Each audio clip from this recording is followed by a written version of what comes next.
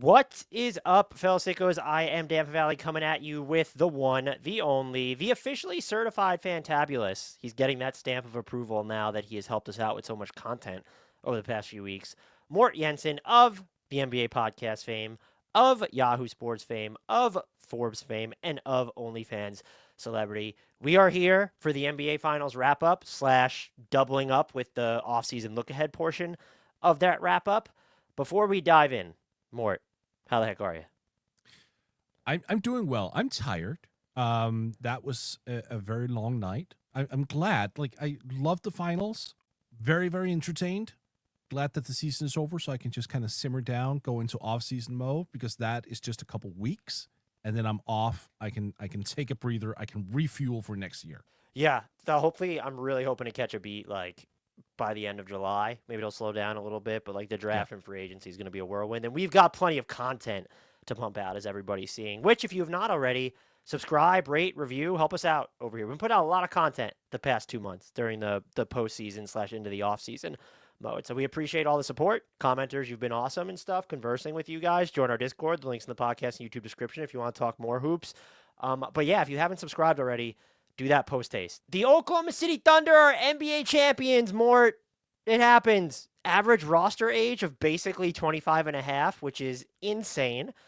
And I think it's just impressive on two fronts, because we say this sometimes, but now more than ever, you have to couch it by acknowledging, oh, things change fast in the NBA. It's not always for the better, but I don't think that I have ever seen a team that is better set up to continue running the tables for the foreseeable future and having to make the additions and any subtractions that they need to. There'll be tough decisions, but the payroll structure's there. But before kind of digging into their actual offseason, just what are your kind of thoughts about the Thunder? Because this is the second part of that. Ending up here when it feels like fewer than 3 years ago, wasn't there an outcry of like, oh, how could they do this to Shai, like be this bad when they were rebuilding? And the turnaround was what? A year, and the title turnaround was like fewer than 3.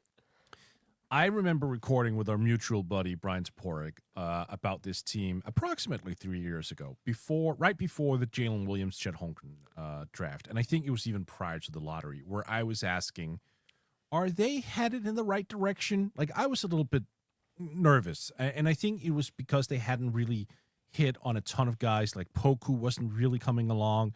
There were a lot of these guys where I was like, what is actually going on here? Like, I loved the idea initially. I always did, like going into the draft and getting as many bites at the apple. That was always a philosophy I was behind. But I felt as though 3 years ago, given that they already made a couple selections at that point, I was like, like they hadn't had a home run really. Like, they had Shai, sure, but he wasn't even their own selection. It was one they traded for. Like, what was going on? Lo and behold, they get Chet and Jalen in the same draft, and everything is now basically history. Love the way that they have approached team building, and I also love the fact that they didn't just exclusively, that was a difficult word to say apparently, stick with the draft. They were also interested in trades and acquiring veterans, like the Alex Caruso trade last year was a stroke of brilliance. So they continuously kept an open mind towards everything, which I think is a great mark of a team that understands how to build. Yeah, they rebuilt their roster just using a variety of different mechanisms, and they seem to understand. Not that they definitely didn't understand how good they were going to be, because we have those quotes from Sam Presti about not finishing your breakfast. So this becomes a pleasant surprise. But he knew how to once he realized what the Thunder were, they knew how to straddle that line. And I think some people were pushing for them to make the Caruso Hartenstein types of additions earlier, like a season earlier. But I think it was valuable to them to go into last year's playoffs, get that experience, to kind of just confirm, we think we know what we need, and then they really confirmed it. And they didn't even check every box when they did it. But like the Hartenstein signing, it's interesting because Alex Caruso did more, I think, in the grand scheme for this title push. But I think Hartenstein at that point checked the bigger box when you were looking at physicality and rebounding, what they needed on the front line. But then just the idea of turning Josh Giddey's minutes into someone who could play during the playoffs and not be this utter offensive liability was huge. But you also just have to look at kind of the growth of not just Shai and J-Dub and even Chet, but like Cason Wallace was in the rotation as a rookie comes back as a sophomore, just becomes one of their most valuable defenders. And I know he was topsy-turvy by the end of the finals, but I started looking at him as, yeah, like I just trust that guy to knock down shots now. And to Yep. just, I know they didn't play necessarily massive roles all the time, but that you can get to a point where you have Isaiah Joe, or like more, I would say more notably, like you just have these Aaron Wiggins games where, yeah, there's sometimes he's just not going to have it, but like he can very seriously keep you in a game. They are Yeah. so deep, just like the Pacers are, and these are two teams that I think are probably going to birth a new model when it comes to trying to build contenders. And it was, the final thing for me about them is they are. I know some people don't like them, but for right now, they're a likable superpower to me. And a lot of that has to do. Some people just don't like the way that Shea plays. I think that's ridiculous, but to each their Same. own. We all have our own preferences. Yep. But like the camaraderie, I liken it to if you're a fan of like a band when you were growing up, and anyone who listens to this knows how I felt about Blink 182, or still do. You're not just like in love with the art, you're in love with the relationship between the artists, where there is that feeling of friendship. This isn't necessarily purely a business or purely a cash grab. Not every NBA team is like that. They don't need to be like that. It is a job for these guys. The Thunder just feel very close. Like from their group post-game interviews, which some people I think believe is cheesy. I don't care. I find them cool. And like when you're listening to those post-game, post-finals interviews about how anytime someone's being asked about themselves, it always just goes back to the team. And I know that there's a complicated relationship here because of the Clay Bennett stuff. My stance on that is he is from Oklahoma, so I understand what he was trying to do for that state. I hate that it had to come at the expense of the Seattle market, but I also think that the previous owner, Mr. Schultz, like deserves some blame there. You knew what the end game probably was. You sold it anyway. So I want to make a point. I understand that there's a complicated history there. I want Seattle to get a basketball team so much, and I hope they eventually do.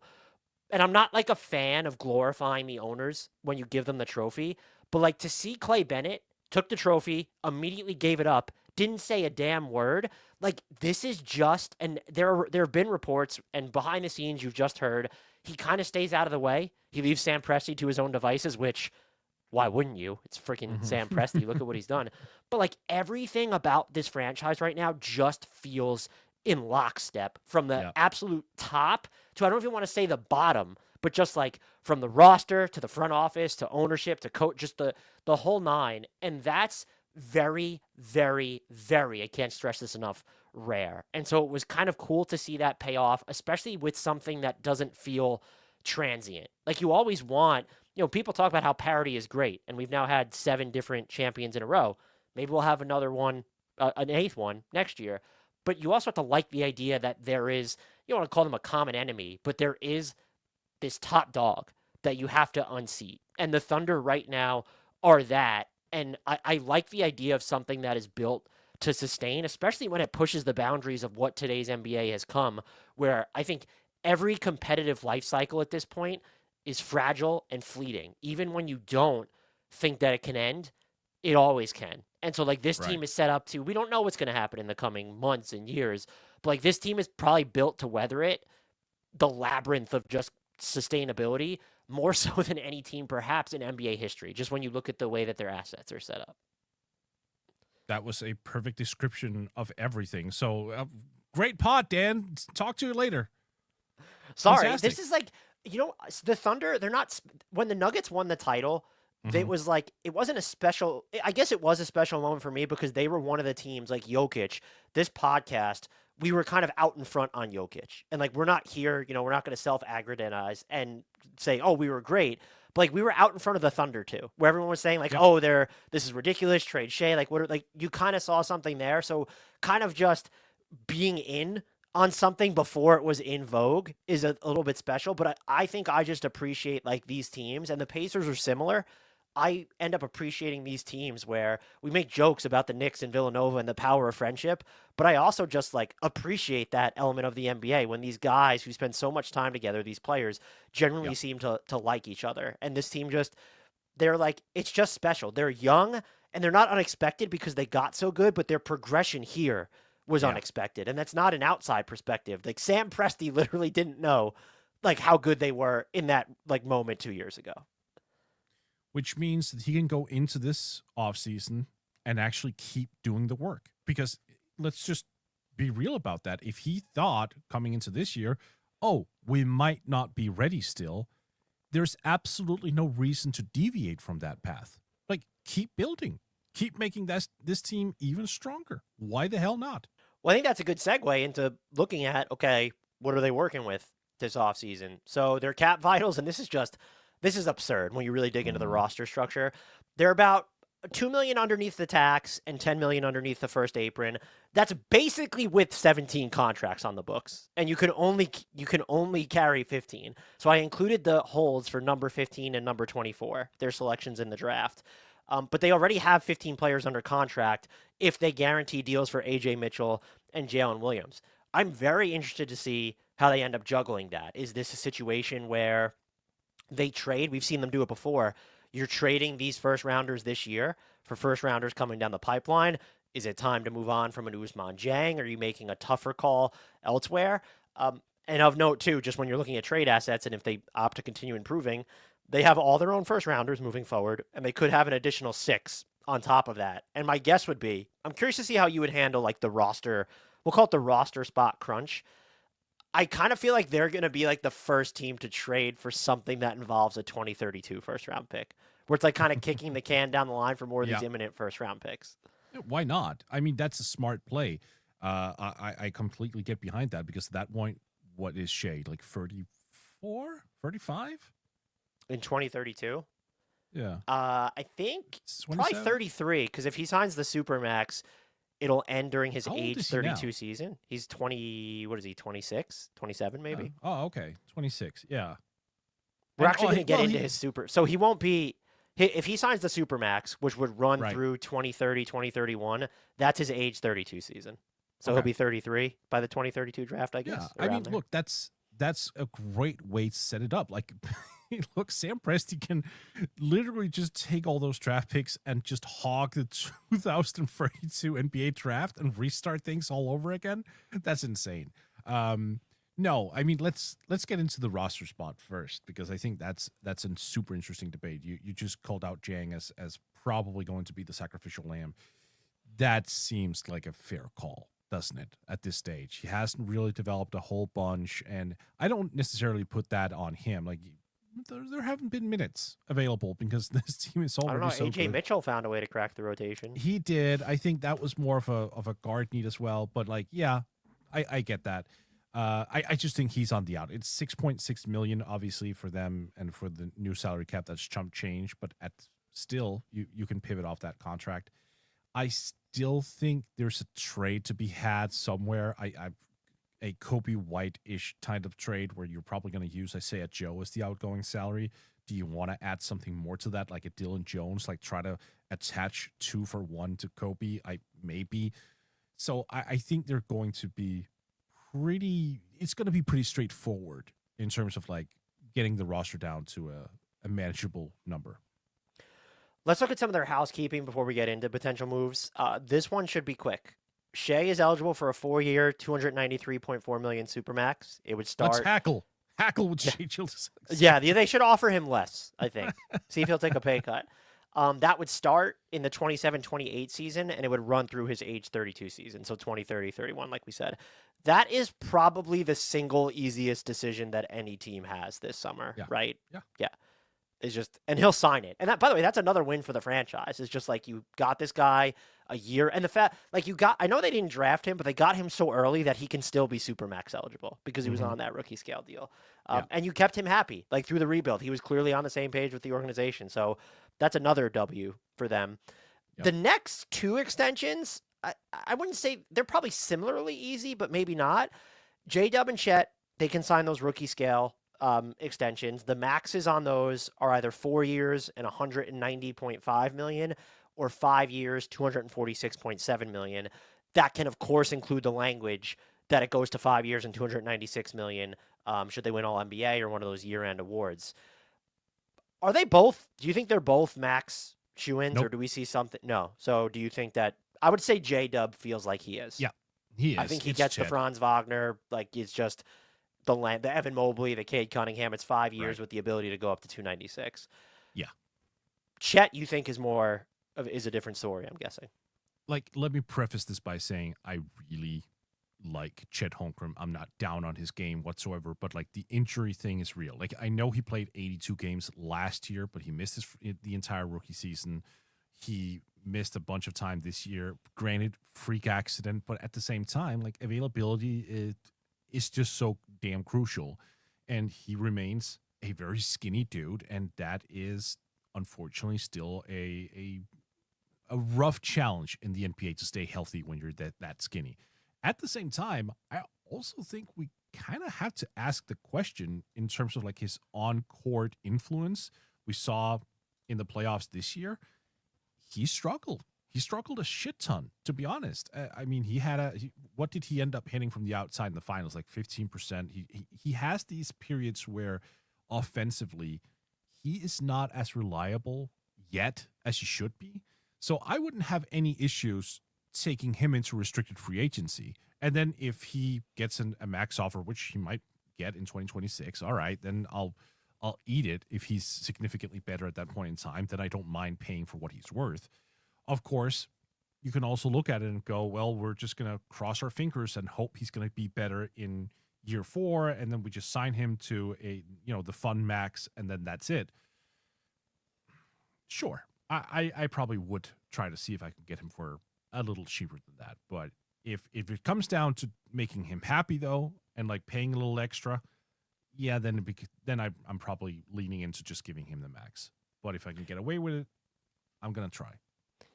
I would be shocked if they took him into restricted free agency, especially given like how they've handled previous situations. I also don't think that is the most likely path. No. I think he ends up getting the max. Maybe there are some injury protections, but even that was, look at like Joel Embiid's deal or Zion Williamson's deal. Like none of those protections they're not super team friendly. So I think he ends up getting the max just because I agree with what you said a lot about on offense, and there's still the whole certain matchups you're trying to steer clear of with him at center. I do wonder how much of some of those offensive struggles is the stop and startness of his career. Like this year, he missed, what was it, like 50 plus games? Probably couldn't help him. Yeah. So if he could get a healthy offseason into training camp, remain healthy, like kind of get like some real momentum behind him. He's someone else. I know he wasn't hitting his threes in the finals, like you said. That's someone though, where it's okay. Like you need to jack up 15.8% in the finals. Right. Like you said, like you need to take more of those because I think that opens up the floor a ton. It'll open up his driving game even more. You know what? A fun contract. Oh, sorry. Go ahead. Oh no. The other thing I was going to say is that he's so important to their scheme versatility because you can play him with another big, you can play him as the lone big, and that's why I think that you're probably rolling the dice a little bit on his health. And I do agree with your point where the way that restricted free agency is set up, if you don't necessarily believe that someone is healthy enough or they're a no-brainer max candidate, you should just take them into restricted free agency. But in this case, it's sort of just like if he reaches restricted free agency, players of his caliber never do. And so some team would just give him the max. And so I'm kind of like, just get this out of the way now, OKC. You know what would be a fun contract for him? Let's assume he gets 25% of the cap, but it's a flat rate from year 1. What do you mean? Because he can't go above his max salary. So you're saying he gets below the max, but it's below forward, the max, but it's that flat rate. So it's like 25% year 1, and that salary is going to be the same salary moving forward. That would be a fun one. So his cap percentage goes down. You know what's also? I mean, if he gets the full max, his cap percentage is probably going down anyway. If the league it is, but like even more so. You said something that made me just think of this though. Do you think that because of the way the new CBA is set up, to where all right, the first tier of the luxury tax is actually less punitive than it was before, but as you move into those upper echelons, the team building restrictions when you get into the first apron and into the second apron, do you think we could actually see a situation? We've talked a lot about the bar for max contracts, especially after the fun max, that first max is going to be higher. Do you think could we reach a point where we're just kind of mentioning offhandedly, there's these injury protections with Chet or like minutes played threshold or something? Like, do you think there's a chance that those could become more common in this collective bargaining agreement to continue protecting teams, like insulate them against the harshities of those aprons. Which, by the I way, hope so. I won't hope so because I just think I'm so annoyed by the aprons just because not only does it make things more confusing for us, but it just seems like the owners just won too much there. Gave them excuses not to pay certain things and to cut and to like squeeze players, which I don't actually root for. I'm just saying from the team's perspective, it's set up to do that. Right. And now I'm curious if like Chet might be a good case study in that. Again, I think he just gets the fully guaranteed max. Maybe he doesn't get that, all NBA language, so that if he does end up making all NBA or winning defensive player of the year or whatever, the Thunder get kind of not a bargain, but it's okay. He doesn't get bumped up to 30%. But now I'm just sort of curious, like teams have to be planning around like all these longer term limitations. And so I wonder if maybe he might be like kind of how Trae Young's extension feels like a gauge for how those non-top 15 players are going to be treated in extension talks. Maybe he's like a gauge for what happens with players who are fairly injury prone. I think that would be very interesting if you could bake that language in more contract, generally speaking, because Chet, I mean, again, 114 regular season games for his career so far. That is not a lot. Like, I think that would, like, it's a smart way to safeguard yourself. And also, if the guy is healthy, he'll get the money that he signed for. Like, I think there has to be also a certain leeway from the player in regards to this, because the money, we talked about this before, the money have just grown so high in like raw volume that he'll be fine. You know what I mean? Like he'll sign some ridiculous, yeah, like he'll be fine. And like the money has just reached such a boiling point where, the player has to acknowledge on a certain level, okay, you know what? I missed a full season and I missed 50 games in this one. Like, I understand why my employer wants to make sure that it's a two-way street. Like, they're going to compensate me with a contract that's, God, I don't even have the numbers in front of me. What will his starting salary be, depending on a 25% cap? Oh, if he gets like the full 25% max. Yeah, the full 20. So it'll kick in 2026. Yeah, so that's 42.6 million or 42.5. Right. I mean, look. My employer is going to pay me over $40 million. Perhaps I should also have the self-awareness. And I'm not saying Chet doesn't, by the way. He might have to know, oh, yeah, I haven't been very available. It's funny, though, because someone asked me about a year ago why there is a deadline on the rookie extensions before, like, the start of a season. And I found that interesting. Like, because you're basically saying, oh, now you have to gamble. Like, there's this deadline coming up. Why shouldn't you be able to actually extend with your rookie contract player like deep into the fourth year of their season? That's interesting. I guess, is it for transactional purposes? Because it's if you sign the extension, you're poison pilled and can't really be traded. But like, why not make that up to the team? Like the teams would be aware of that. If they're willing to just do that, why not make it open-minded and say, okay, look, if you can assign this dude to a rookie extension in late December if you want to. That's fine. Just know that comes with the consequence that you can't trade him for X amount of time. I honestly think it's set up to be more friendly to the teams, because the thinking might be, are you able to get some concessions where if you're giving it to them that early? Okay, as an instance, it's become more of a trend where these 5-year like max deals, they don't have player options at the end of them for those coming off their rookie scale. Like, I think it's set up so that the teams say, hey, we're locking you into this a year before we have to.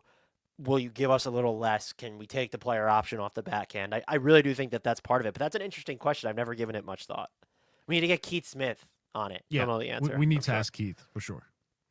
One more extension candidate. Well, there's actually a few, but only one we're going to talk about. Lou Dort, look, it feels like objectively he's been around forever. He's eligible for a 3-year, $82.7 million. Hasn't? I'm pretty sure I remember him from the 70s. Come on. Well, if his 3-year extension would be $82.7 million, it would run through. That's the max anyway. It would run through 29-30. He'll be 30 in that season. It feels like he should be 50. I don't know if it's just because he's the longest tenured Thunder player and they've gone through so many different sort of like mini cycles with him. But every time I see his age, I'm like, how's this dude still so young? Yeah. And do you remember the reaction to when he signed the current extension that he's on, where people thought it was an overpay, and now he was like one of their more reliable shooters. in the NBA Finals, and I still think his defense, just like the job description of hey, go erase that star from existence, basically, Mm-hmm. is just not appreciated enough. But would you extend him? Like we're talking about 14% of the salary cap in year one, and it goes down from there, or are you just knowing what we're going to talk about in a little bit, are you trying to keep as many options open? Just like, all right, let's see. I mean, he could still be traded after signing that extension too. Not He immediately, of could, yeah, course. because that doesn't exceed a 20% bump, right? Yeah, no, and honestly, well, no, that would be. I'm pretty sure it does exceed a 20% bump. It's just that, like, couldn't he just be traded 6 months later? When like if you just lock him down, he could be traded 6 months later, which might get you before. I mean, Yeah, I regardless, know it's only 6 months. Okay, so it's, let's see, what would that? Oh, it's 3 years. My bad. I read it as 4 years, 82. Yeah, all right. No, I get it. so I guess my question would be one: if you're the Thunder, are you offering that Mhm. extension? And two, if you're Lou Dort, are you signing it? Yeah, 3 years, 82 or 83 almost. Yeah, you are. I Well, love Dort, but I think you are. Yeah. so you're saying he signs it? Would you offer it as the Thunder? I probably haggle a little bit. Like I'm not gonna haggle to a point where I'm, gonna aggravate him. That's for damn sure. I do, because I think you hit it right on the head. He is he's the type of guy you want in the playoffs specifically. Like, I know you have Caruso, I know you have Kason Wallace, I know that, but like you need a guy like him who is just, he can guard 1 through 3. I feel like he's just such a bulldog. I would like to see perhaps a little bit more friendly deal than that, and the absolute max of what he can sign. But Like, it what doesn't about have three to. for 75? Yeah, that was the number. Yeah. Same page. I'd probably just offer it because I think because you can make the case that saying if so, like in a situation where Tyrese Halliburton goes down in Game 7, like is Lou Dort theoretically a little bit less valuable because you don't need him to like okay Nemhard and Nice, like you're not worried about those guys in the same way. So if a team doesn't have that player, Lou All right. Dort's less valuable. But the teams that you're going to need to beat predominantly are going to have that player. So I think I'm offering it. If you want to haggle, that's fine. The vibes are good. Maybe he's just taking whatever. But I think you could also make the case that because that contract would run through his age 30 season, that his trade value just increases on it. Imagine if he takes 3 years, 60. If so, you're mentioning the Chet stuff before, and then like if you get Lou Dort for 3 years and 60 or something, there's just going to be people that are like so annoyed by the Thunder. It's such the reactions will be hysterical. They like imagine Shai's just like, nah, I don't really want the super max. Just give me like the regular 30% max or something. I want that to happen, not for players to make less money, but I think that the reactions would just be absolutely hilarious. Right. And also, like, again, we also have to acknowledge that's still a lot of money. That's $20 million a year. To be fair, though, and I know that Brian Toporek has said this a lot, and I know you've said it a lot. Like we've yet to see, yeah, okay, it's so much money at some point it doesn't make a difference. We've yet to see the player who just goes, yeah, you're right. Like I'm just gonna whatever. Jalen Like Brunson? that's a really good point. I got nothing there. So we have one player then, because like we didn't, and even his is like insane because there's a chance that he's just gonna be like the Knicks' 4th highest paid player after next season, depending on what happens with Mikal Bridges. But like we've yet to see that become a commonality. And Jalen Brunson's interesting because like his stardom wasn't guaranteed. Like this ascent was kind of towards the end of his Mavericks tenure, and then, but like we've yet to see, like LeBron took a pay, and again he took less. So I'm not making fun of LeBron specifically, but this pay cut that he took was just over exaggerated the same way it was back in 2010 when he left Cleveland in the first place. So I'm wondering if like you're right. Like will we see the player like Lou Dort? It's so much money, or even we just talked about this with the Kevin Durant trade. He's 2 years, 120 plus million. Is there any chance that he's just like, nah, I'm good with 2 for 80? Right. You said you mentioned that'll take him past $500 million in NBA salary for his career. And like, if you're being honest about it as well for Lou Dort, he gives you the defense. Obviously, he gives you the 3-point shooting, but he isn't doing as I hate to say as much, but like that he's a complementary player. Remember the year where he was like having to both defend at a high level, also score 17 points per game, and he was like super inefficient because he was just overtaxed to a perverse degree. Now he's been able to optimize his own skill set, optimize his own role, because he's not asked to score 17 points per game anymore. He's asked to defend and take open shots. A guy like that might say, look, $60 million to do that? Hell yeah. I'm fine. That's okay. I just earned 80. Was I think the last extension was that 80? 80 million on the last one. So I get the logic. I'm just waiting for it to kind of happen. Yeah. If you're interested too, Kenrich Williams, who I assume will get a statue in OKC at some point, he's extension eligible as well. That would be like do you know what his salary would be bumped up to in a max extension? What? 10.4 million in the first year. It's just so cheap. You might as well just offer it to see if he signs it. It'd be like you don't think he could actually be, a guy that because teams out there have always had interest in him. Remember when at a time when the word was that he would cost you 2 first-round picks? I'm not saying that anyone is willing to offer that, but like if they get a first round, like a late first round, not a late in terms of the first round or second round, like I'm talking like in years. Like if they could offer like a 32 draft pick first rounder for Kenrich. What about a swap so that the Knicks could get him? 2032 swap for Kenrich Williams, who could play center or power forward for them. That's how much value I assign to Williams. I would say I think K-Will or Kenny Hustle is too important to the culture, but I'm also kind of wondering if J-Will, big Jalen Williams, who's also extension eligible, by the way, yeah. I'm wondering if he's sort of like the custodian of that culture after Kenrich Williams. Maybe those are just 2 guys that stick around because the Thunder will figure out how to play them accordingly. But I've given some thought to that as to, okay, if you get to a point where you're making a trade or you really need to start juggling these roster spots more aggressively, which one of them do you think would be more likely to go? Or do you think they would give up like Dylan Jones before Jay Will? I think they would. I think they will. Yeah. By the way, are we absolutely sure that Jalen Williams wouldn't be a bench player on all 30 teams? Because it feels like for me, whenever he plays starter minutes, he's just putting up wild numbers, and it's just all over the place. Like I think he would start on some teams, and it just makes it that extra ridiculous that he's just an end of bench guy for the Thunder. He would. I don't know what team would he start on? To your point though, he would definitely be a meatier part of, I would say, half the league's rotation as just sort of a backup, as someone who's just this enforcer type, but will also take threes. Yeah. You know what? That's actually fair. I'm going through the list right now.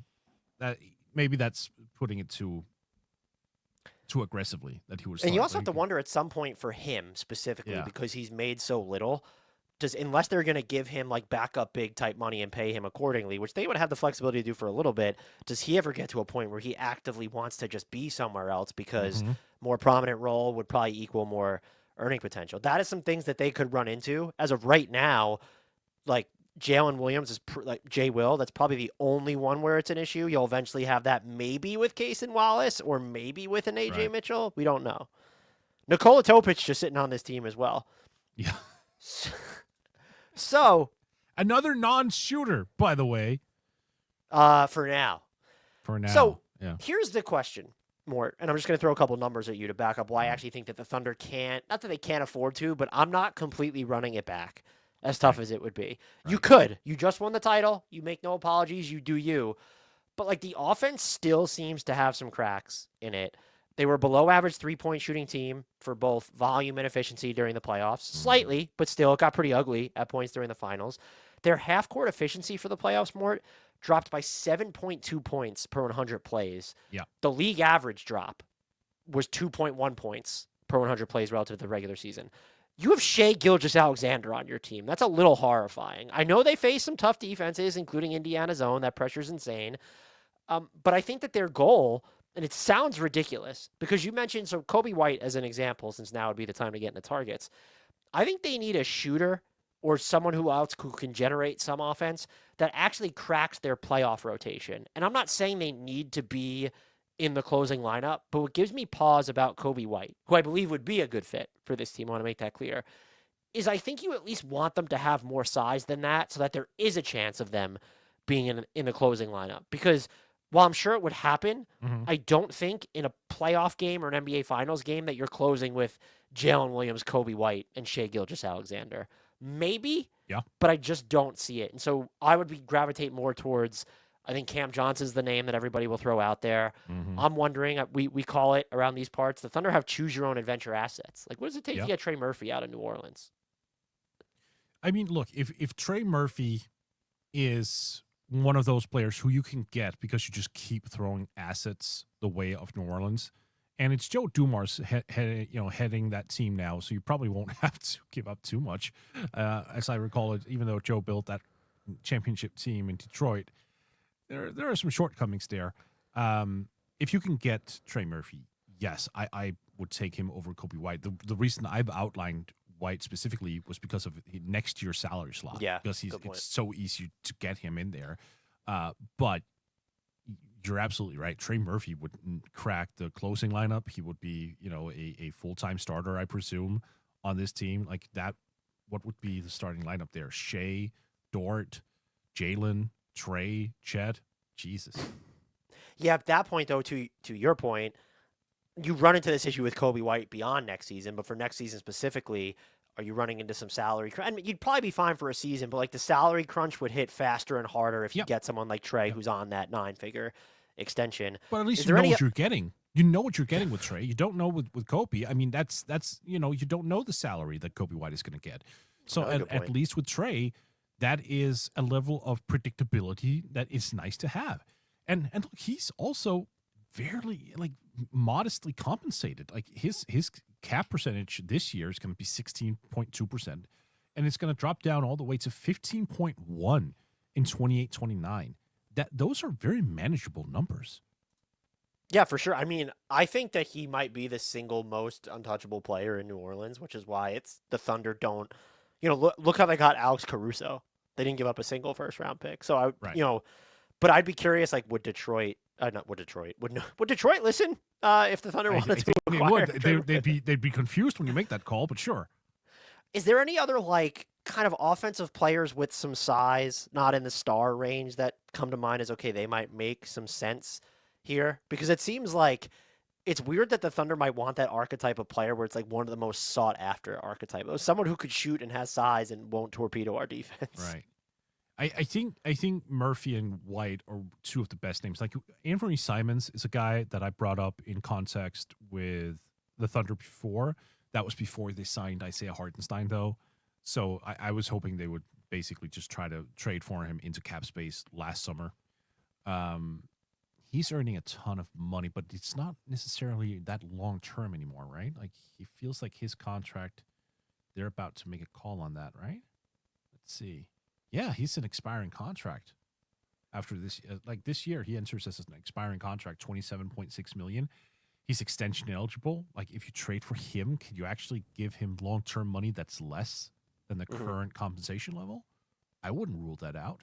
The question is, though, does he crack your rotation, your end of game rotation?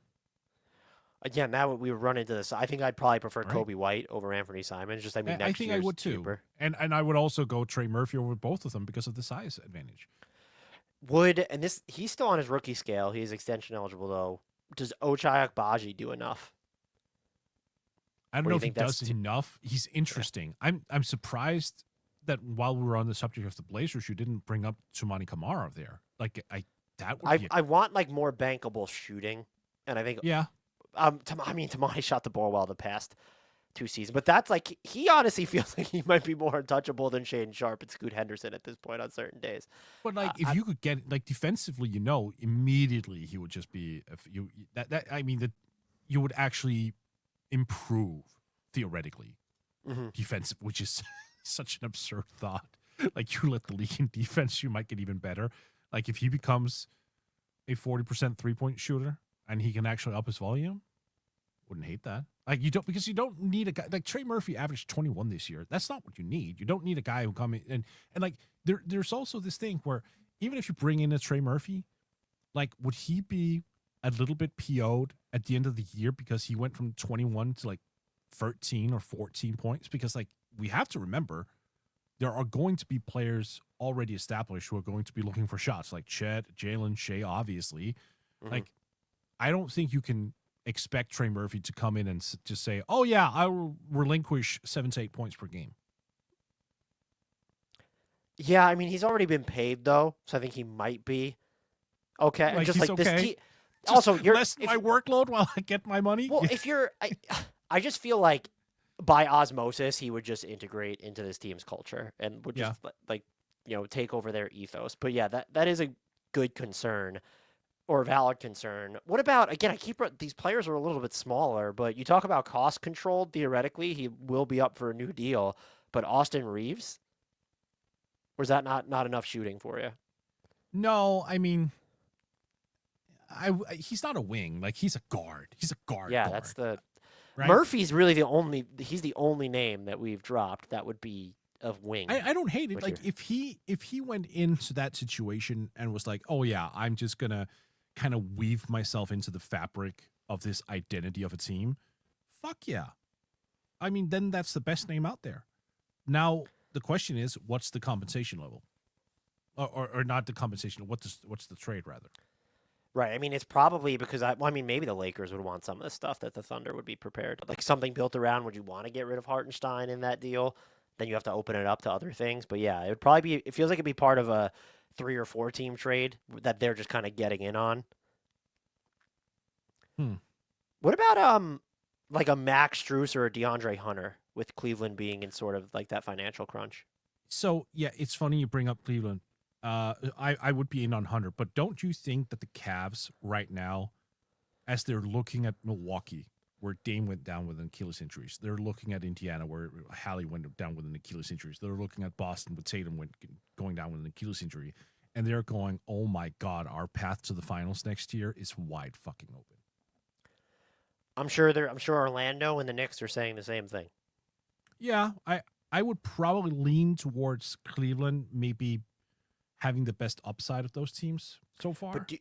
do you view either one of those guys as more important than bringing back Ty Jerome? Because I don't think they bring back. They're already like 13 million bucks into the second apron. I don't think they're going to sign Ty Jerome for like 12 or 14 million a year, whatever it ends up No, being, and just they're be not. that But far into it. I do think that not Strus. Hunter is a guy who I think is more important than Ty Jerome. Yes. So, or do you think Hunter's more important than Ty Jerome? You said so. It would Yes. be Strus is the. I mean, that he'd Yeah. be a really good fit on He OKC. would. Yeah. Here's a name that I can't believe it wasn't one of the first ones, but they have the assets to get him. I'd be curious about the outgoing money and all that. Imagine if this is the Derek White team. You keep going guard, huh? He's like you can scale him up to the wings a little bit, like more so Yeah. than a Reeves or a Kobe White or an Anthony Simons. That's for sure. true. Yeah. Ironically, Kobe's actually taller. Again, do you So- want Kobe White defending like 3s or 4s though? The answer to that would be no. No, I don't. I wouldn't hate it, but I'm not like super enthused. Like I get it, and I see the logic of bringing in a Derek White, like also championship pedigree, all that jazz. I I kind of want someone who's a little bit more dynamic. All right. I don't Offensively. know. I'm not sure we've named. What did you say? Dynamic defensively? That's what you said. No, offensively. Offensively. I think Kobe White would check that box. That's the other thing though. Is like when you're talking about trying to make sure that you get Chet and J Dub all these Mhm. ample touches. I think Trey Murphy's probably a little bit like he kind of straddles the two lines. I don't know that you want him doing too much offensively, but he's capable of it more.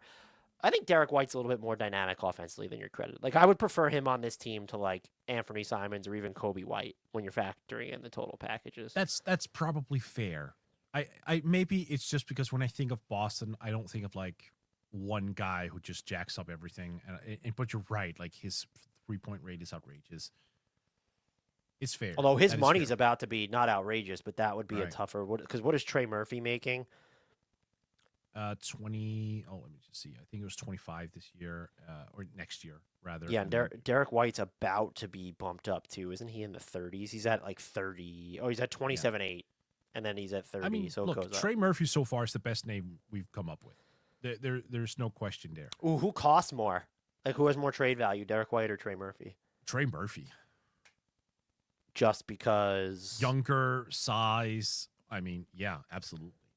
that's interesting. Yeah, I guess Derek White's a little older. He's clearly the better player to me, though. When you look at everything he's capable of defensively, so I think I'd probably lean Derek White has more trade value to me right now.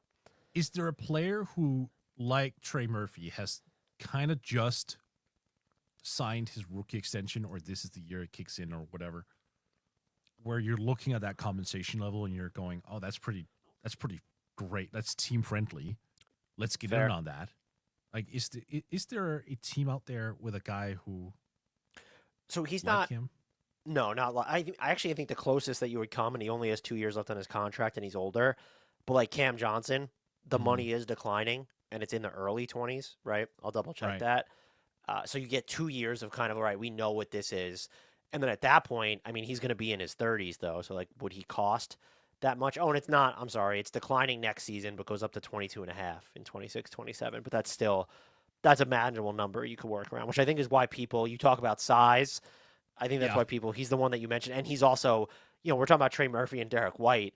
Cam Johnson's going to cost you fewer assets, and we know that the Nets aren't going to view him as much of a long-term core member as Boston might with Derek White or New Orleans with Trey Murphy. All right, I have a fucked up name for you then, but here's the thing. He's already extension eligible, so like you'll have to deal with like the rookie extension stuff this summer or potentially having him go into restricted free agency next year. But he might actually fit what we're talking about. And you have been telling me that it would be nice to see him elsewhere. Jabari Smith. It's just so are you getting?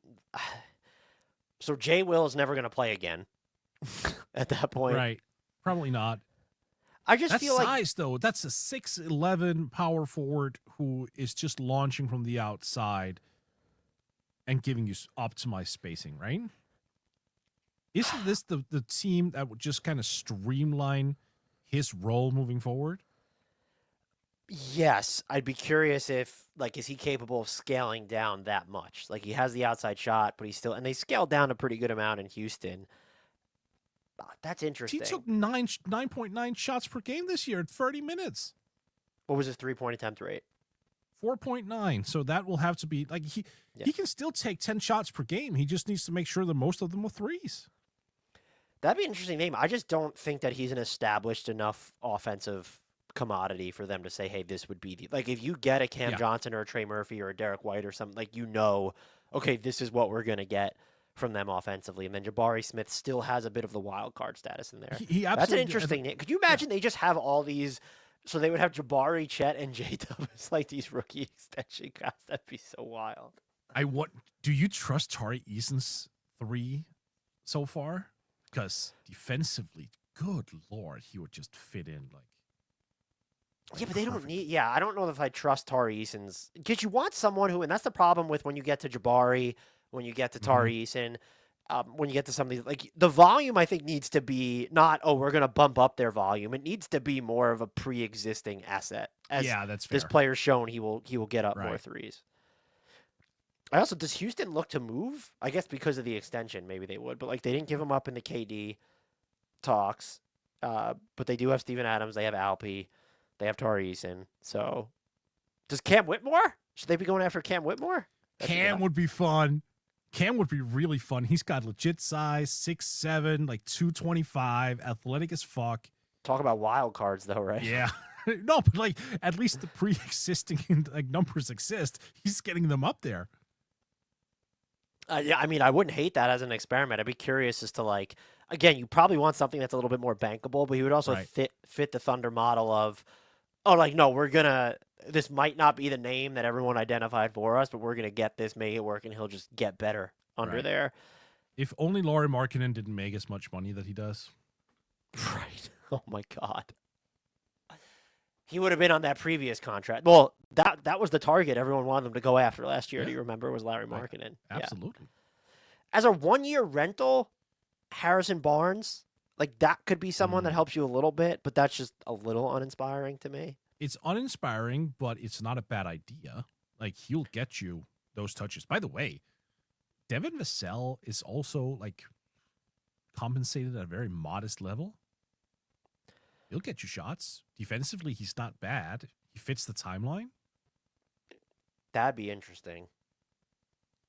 I wonder what it would cost to get him. But he's been He's had some health stuff. He's a little bit of a wild card too. There's no perfect answer. And San Antonio will just basically have to acknowledge we're never going to take another 3-pointer again. Well, Harrison Barnes will still be there. You're fine. You're good. You also traded his ass. We can go really obscure on this and just go Malachi Brenham. Now we're down. Now we're down.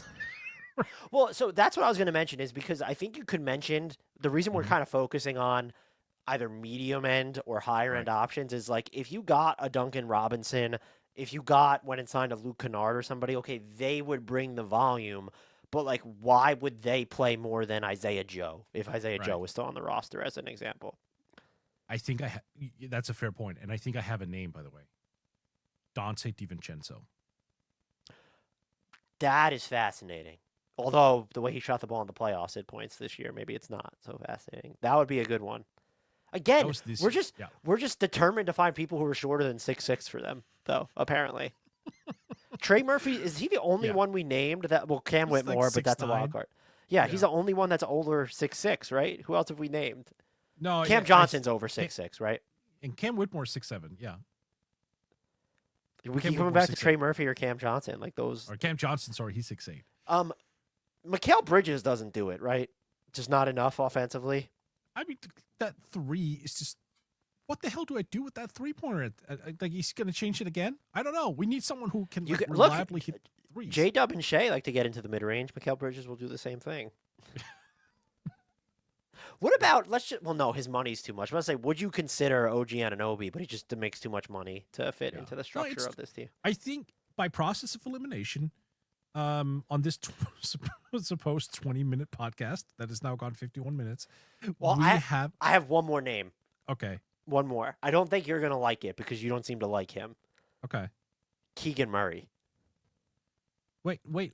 I love Keegan Murray. I'm just disappointed. Oh, didn't you say you wouldn't pay him like even mid-level money is what you said on the Kings podcast? No, I think I said, oh God, did I say that? Was I that aggressive? I must have had a bad day. I not mid-level money. I'm not that down on him. I'm not that down on him. But what I've said is I want to take him to restricted free agency. That's what I said. Oh, so maybe you did say that, and I'm just trying to create content here. I'm trying to create strife so that we can capitalize. That's fair with Kings fans, sure. If I said that, I apologize to Keegan because that's aggressive. I do like that fit, though. I do like that fit. The thing for me, though, is in his rookie season, he was leaned into being like the shooter of the bunch. Like he was supposed to be that guy who just knocked down threes, and then he wanted to expand his game. It didn't happen. Like, is he open to the idea of just kind of say, okay, you know what? Your career is going to have to change. You are going to have to be a 3-and-D guy. You're not going to be that 20-point scorer that we all thought you would be, or even that yourself, because he kind of alluded to that during his draft time as well, that he thought he could be an elite type of scorer. Like, does he have the mindset to come in and say, all right, you know what? Fuck it. I'm just going to launch threes and play defense? I obviously don't know. He definitely has the mindset to play defense. We've seen that specifically over the past 2 years. He's improved a lot. I wonder if like rebounder too. Yep. Right. I do wonder if some of the lineups that the Thunder run that are ultra small, and then if you're kind of, I don't know who's going out, but let's say like Aaron Wiggins is in some way part of that deal. Can he take some of those on-ball touches that Aaron Wiggins gets to where the Thunder might be better built to when they only have one star, like one of J-Dub or Shai on the court? You could get him some on-ball reps, but then like he's still firing up threes around those guys. Like he could be a more balanced version, an idealized version maybe of Aaron Wiggins when you look at his size, when you look at the defense. Like Aaron Wiggins we know can play defense, but like Keegan Murray's taken on ferried an incredible workload on that end the past 2 years. But I think that's if what you're saying, if Murray really thinks that there's more juice to squeeze out of his offense, then this becomes but it's also not, because like they do have, you have Shai and you have J-Dub. It's not like anyone else here needs to dominate the ball. Maybe that's part of the appeal is you don't want someone else to come in and do that. Right. But I don't think it's unworkable. And that's another dice roll though, right? Because he's extension eligible as we're recording this. And that's why I would prefer Aaron Wiggins, because I know financially what I'm getting over the next 3 years. Yeah, and Keegan is probably going to cost you double. Exactly. And while I like Keegan, I don't like Keegan to a point where he's like 2 Aaron Wigginses. Right. But you're also kind of, Yeah, but it would be like a Trey. So you think Trey Murphy is what you're saying is enough of an upgrade where you view him as like two of Yeah, the Thunder's rotation players, at least in one. I pretty think that's much. fair. I will say we shouldn't close the door on Aaron Wiggins just kind of taking more of a role next year. Oh, that's my He's guy. good. It's not. I was just Yeah, using it as an example of like could Keegan Murray be like the most idealized right. version of Aaron Wiggins, Yeah. except taller. That I like the Keegan Murray one though because now you don't have to worry about the salary for a year. Like Mhm. he's super cost controlled, and then maybe the extension is. I don't know what it is now. If he ends up getting like $35 million a year in an extension, then okay, yeah, that's problematic. But Whatever team. I mean, what team would do that though? I honestly don't know. I think the comp for him has been he's going to get Trey Murphy money, maybe a little bit more because of the way the salary cap's going. If that's what he's going to sign for, that buys you more impressive. time, right? Because he's on a rookie scale right now, Yeah. and then that deal doesn't start until 26. God, I mean, I love Keegan. If he signs for a deal that pays him $35 million a year, No, I was saying the Trey Murray. What if he gets the Trey Murray deal? Maybe a little Trey Murphy, excuse me. Trey Murphy deal. Yeah, all right. I know I can. That's still a little too rich for my blood. Really? Wow. I think you probably did say you wouldn't pay the mid level for him. That's where I feel like this is going. I mean, again, it's just I need I need some consistency. He has this thing he can where he's very affected, it feels like, by confidence. Like when the shot isn't dropping, like he just seems to like become hesitant and passive. Like you can't do that in today's NBA. You gotta have a goldfish memory. Do you have anything else on the Thunder that have now turned into their own podcast because we went an hour? Or can you tell our listeners where they can find you and all the great work that you do? Yeah, you can find me over at Blue Sky. I don't have any more thoughts on the Thunder because we talked about them for so long. The reigning Where- champion, Thunder. Yeah, NBA champion. Yeah, you can find my work over at Yahoo Sports, Forbes, the NBA podcast, and if you speak Danish, Buzzer Beater. As well as OnlyFans. Until next time, and as always, we shout out to the one, the only, the real 3-point volume connoisseur the Thunder need to sign, Mr. Frank Ntilikina.